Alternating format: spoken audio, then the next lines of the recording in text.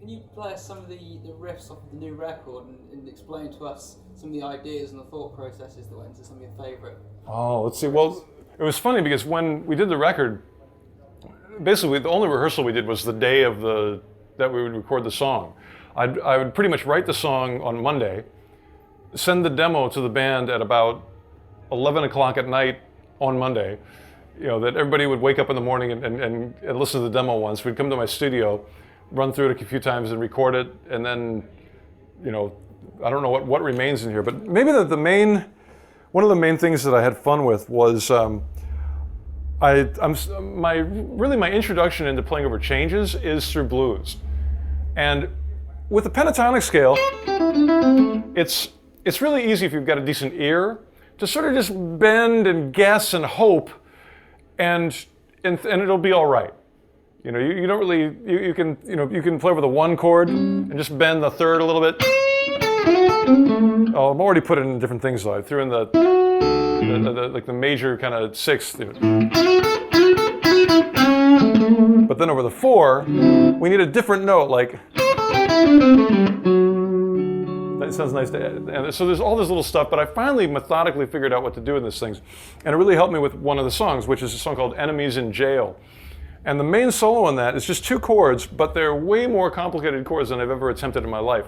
One is an A dominant 13, and the other, this is really easy to play. All you have to do is take your hand and move it up a half step and change the bass note to E. And that is an E7 sharp 9 flat 13. But it just, what time signature is that? 1, 2, it's like 3/4, or it doesn't feel like 3/4. 1, 2, maybe 6/8. I'm terrible with time signatures. It's this 1, 2, 3, 4. Each bar is cut off. So I have to play a different scale over each of those. And the first thing that's easy is to sort of copy the chord, because all you have to do is move it up and down a half step. So I did one lick. Yeah, that was it, where I picked. So that, basically just bending, those in there, or, oh, there it is. So I'm playing those two notes, and then going up a half step, and then bending it.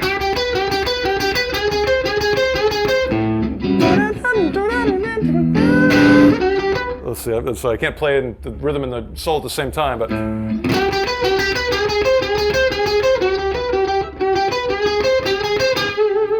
That was a lot of fun because even though it's two radically different chords, they're easy to play together.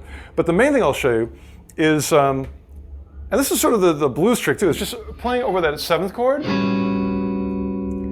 is to actually think of like the major mode of blues. So instead of doing minor, I'll do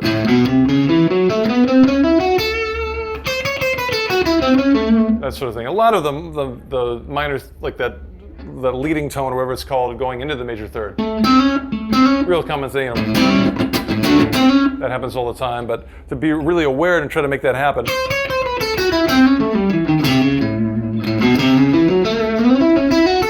But I don't have much time to do that because there's only 1, 2, 3, 4, 5, 6 quick beats, and then I'm on to the next chord.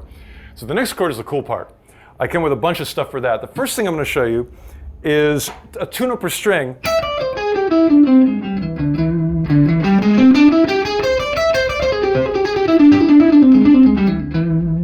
And it's basically all the notes in this chord, just put, what's the word? Back to back, or in order. And I love that sound. That's so cool. Now, the one way you can remember what the notes are is if you take A minor pentatonic and take all the A's, toss them in the garbage, and replace them with G sharps. It sounds perfect over that.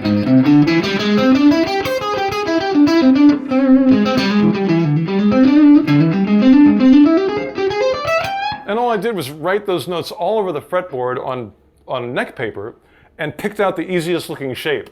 And that's this one.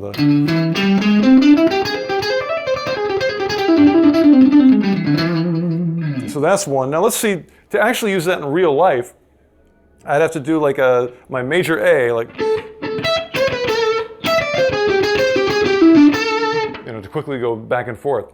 All right, I'm gonna give you one more, super easy, because really all this is 5 notes. And these are the 5.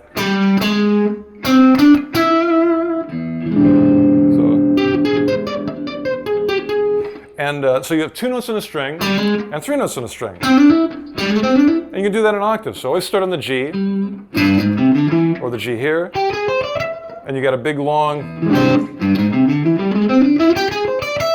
E dominant sharp 9 flat 13 arpeggio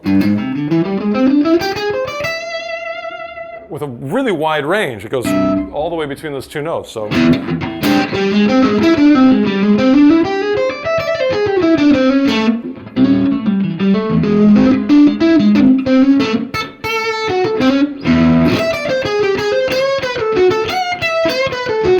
I got to practice that before the tour, but that's just mind-blowing stuff to me. I have so much fun practicing guitar now because I'm not just doing the same old.